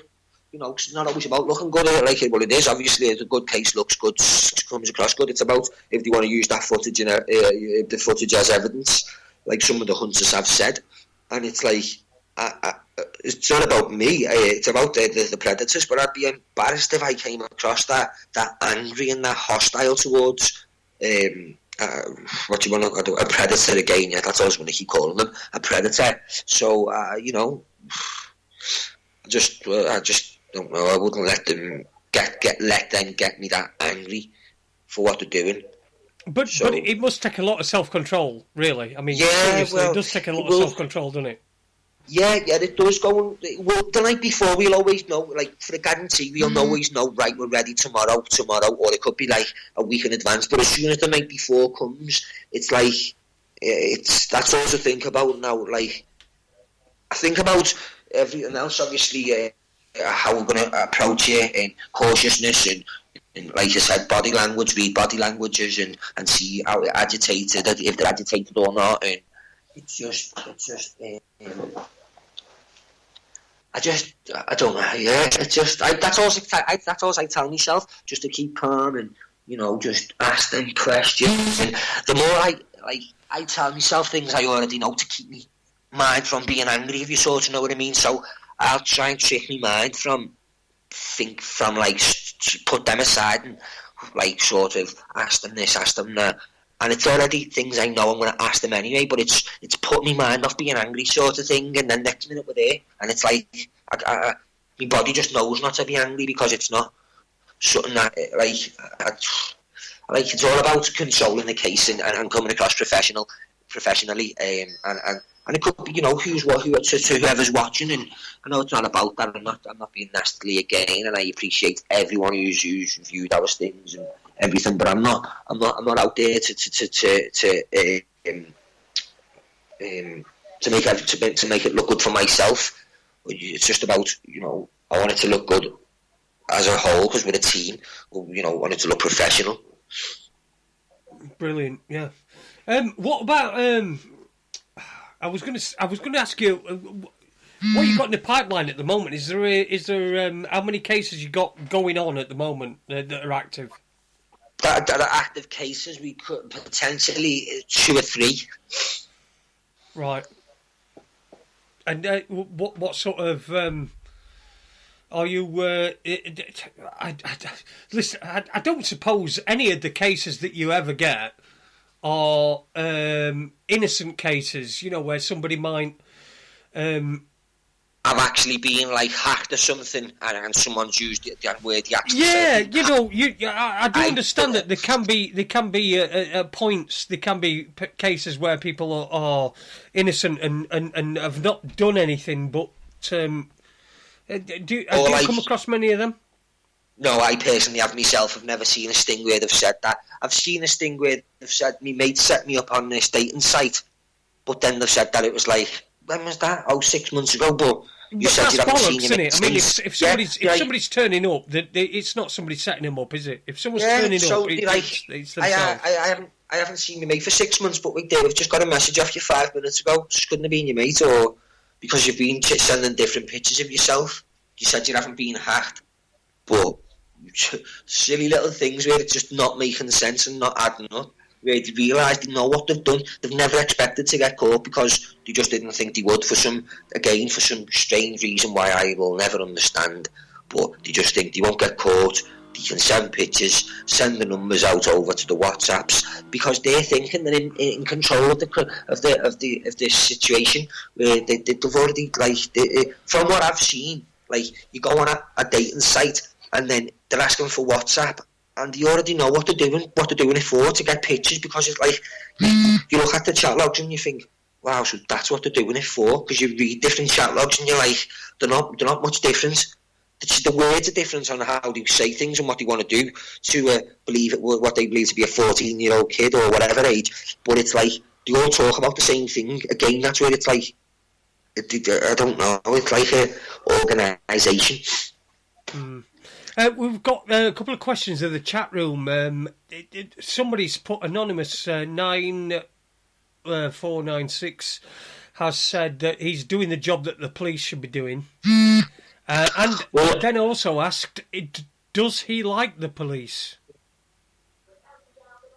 Do I like the police? They do, they harass people, so people say, and I like the police that I like them because they're doing, they're on side with us when we're doing things, and things have got. I don't know. I don't want to say anything. So you've got a good experience with the police. That's what you're trying to say is that you can't say that the police are good and they do this and they do. But your personal experience of the police is okay. Good. Obviously, not everything the police do is wrong. So I can't say that they're not. I must say that they are good, otherwise they wouldn't be police officers. Some of them have been convicted and been, put in the public eye that they have done wrong. So yeah, not all police officers are above board. Some are a little bit, into crimes and have been brought to justice for that. But sorry, anyway, I can't actually say something that I couldn't say yes and no about. Well, I think I would. What I was trying to ask is your personal experience of the police. I've had personal experience of the police, and to be fair, they're not on my Christmas card list. So I completely understand. But the question was from the chat room, so we understand that you've got a relationship with the police, and that relationship at the moment has not broken down. It's not what we're told in the mainstream media, where these groups are being closed down and things like that. Your experience with the police is not quite on that level. It's not as what it used to be like, where in the past everything's in the past now, where I'm getting older and getting wiser. All I want is a smooth life. So yeah, if I have to be nice with the police and it makes it easier for me and it makes them be nice with me, I'll be nice with them if it doesn't bring no drama to me. So we're about. We've got about 14 minutes left. What is there something that you'd like to get into in this last sort of 10, 15 minutes that we've not spoken about beforehand? This is for you. I mean, all I'm doing is I'm just trying to be. It's been great. It's been a massive opportunity, like I said. And to be honest, I didn't expect to have covered as much as we actually have. So with me never doing this before, I've actually wrote a lot down that I thought about asking, and it's already something that we've already gone through. Everything that we've gone through already, and So, but I think that we have covered mostly everything, unless there's anything else you want to ask, obviously. But like you said, it's more for me. I understand.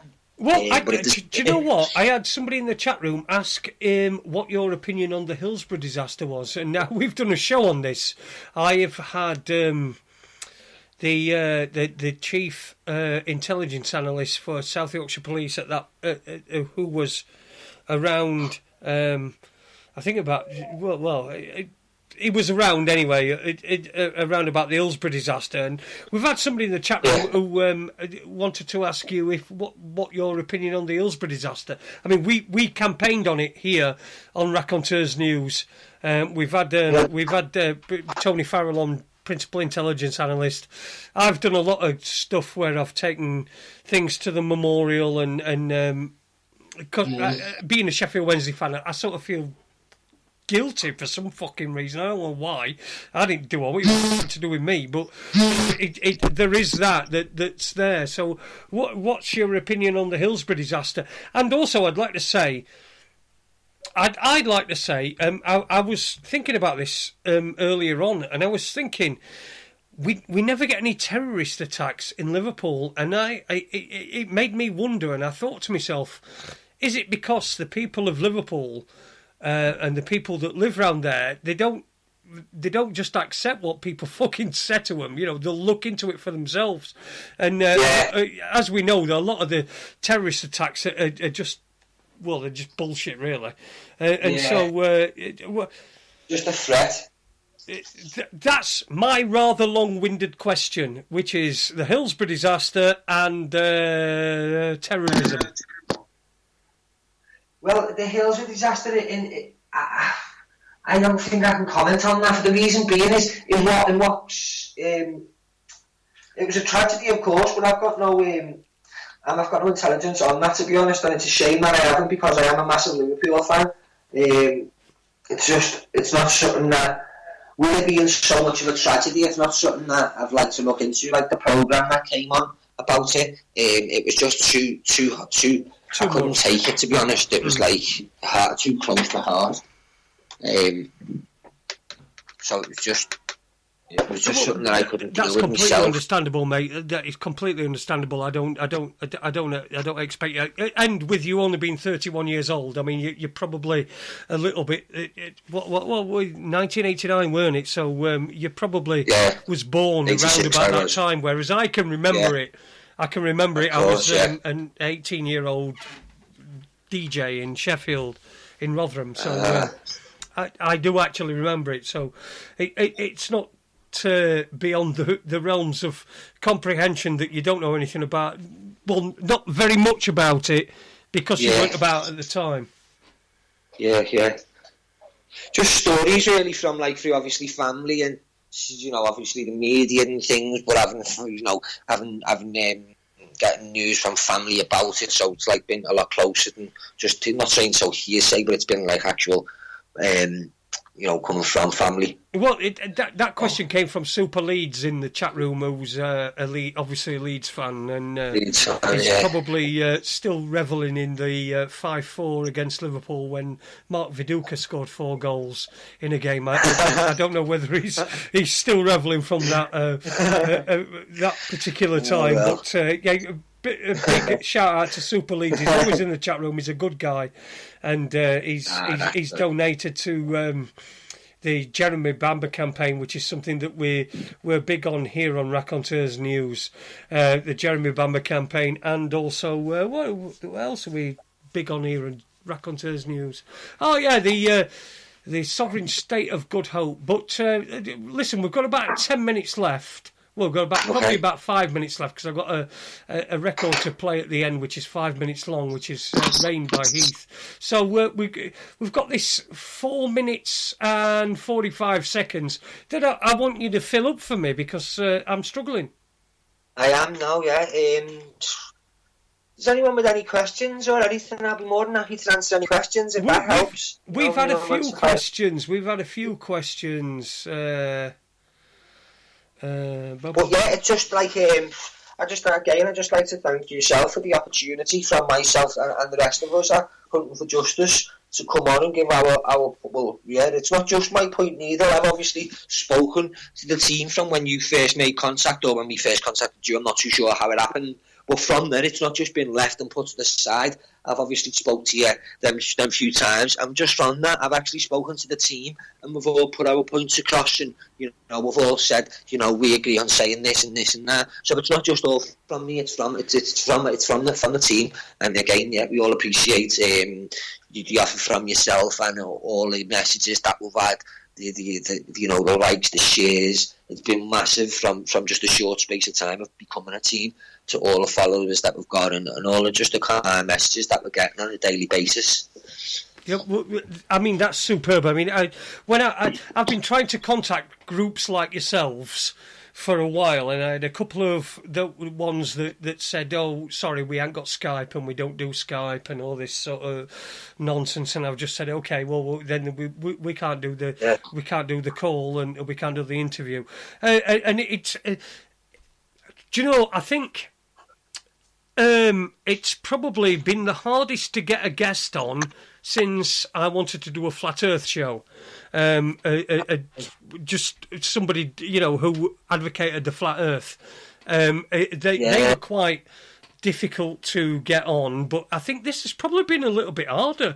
And it's strange because, everything goes on, and most of it's live streamed, and it's all live, Facebook, and everybody's sort of there. And it just seems that people can be a little bit suspicious of you. So I really hope that tonight you've understood all the questions that I've asked you and understood the reasons why I've asked them you, and I'm not trying to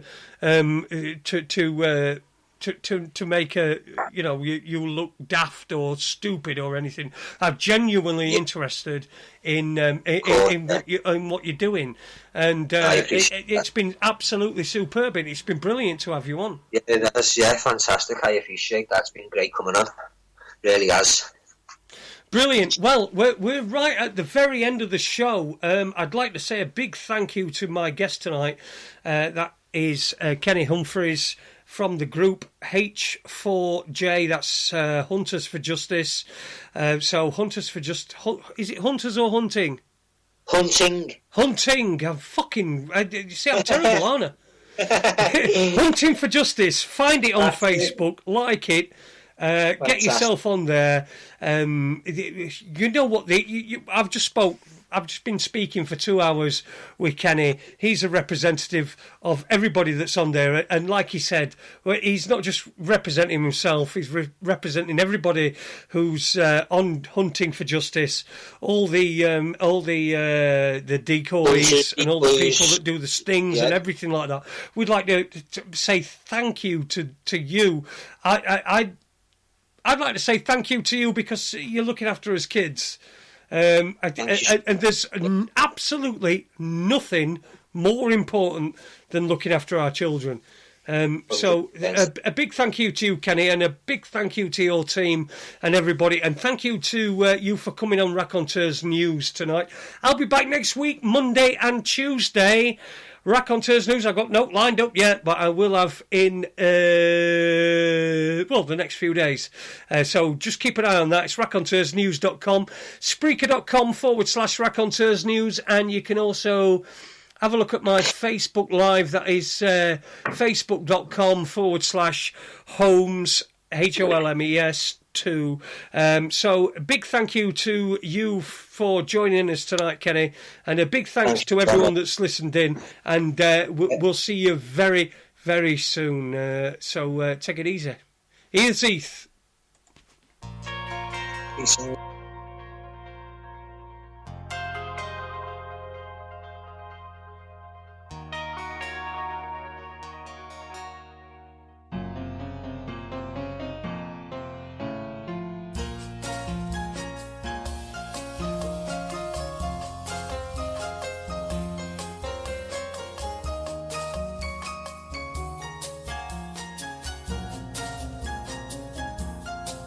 I see clearly now as the rain falls down from mournful clouds that cry so black and grey.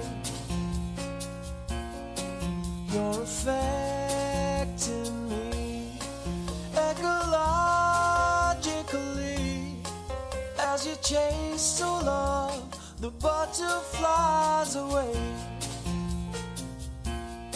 See the people frown as the rain comes down on lit cigarettes.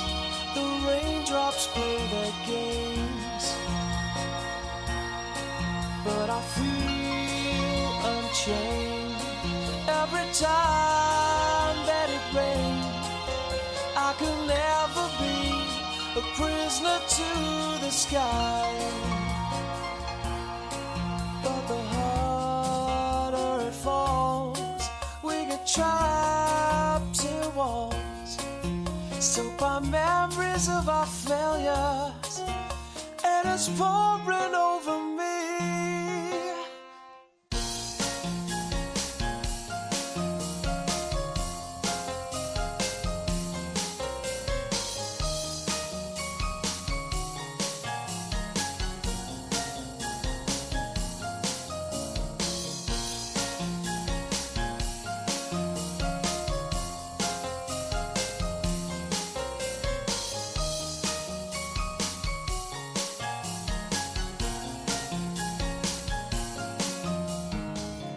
Looking at you, shivering me, standing here rearranging my dreams.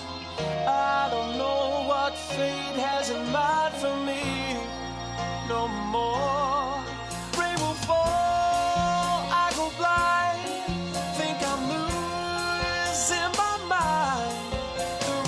picks you when you're down until you drown. But the harder it falls, we get trapped in walls, soaked by memories of our failures, and it's pouring over me. I keep falling over me. I can see there's a rainbow shining, showing me the way. I go blind, time has left me so far behind. Now I wonder if I'll ever see the blue sky shining, my heart's crying.